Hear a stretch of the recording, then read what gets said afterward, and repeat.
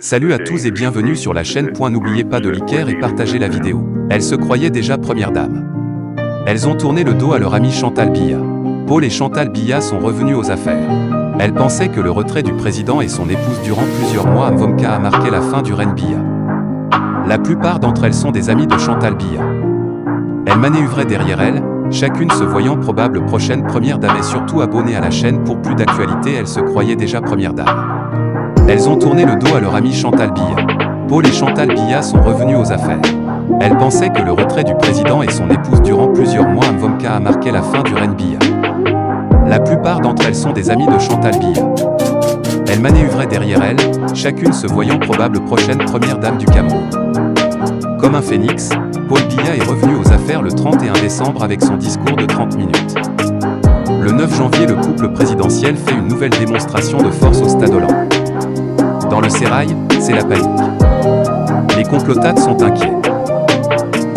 C'est un secret de polichinelle. Chantal Biya a créé autour d'elle un puissant réseau d'influence constitué majoritairement des épouses de ministres et chefs d'entreprises publiques. Ces femmes puissantes se retrouvent dans l'association Cercle des Amis du Cameroun, CERAC, dirigée par la première dame en personne. Contre toute attente, plusieurs membres de cette organisation ont créé une association parallèle à celle de Chantal Biya tout en reprenant les mêmes objectifs. Selon les révélations de l'ancien élément de la garde de Chantal Biya, Patrice Nouma, la nouvelle association est dénommée Association des Amis issus d'horizons divers.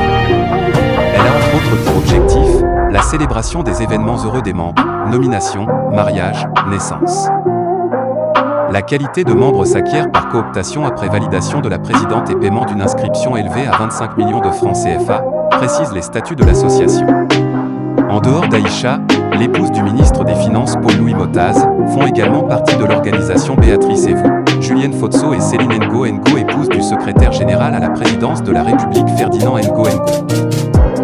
Patrice Nouma s'interroge sur l'opportunité de la création d'une telle association pour faire de l'ombre à la première dame. Il estime que ces agissements sont les signes avant-coureurs de la fin du régime Biya.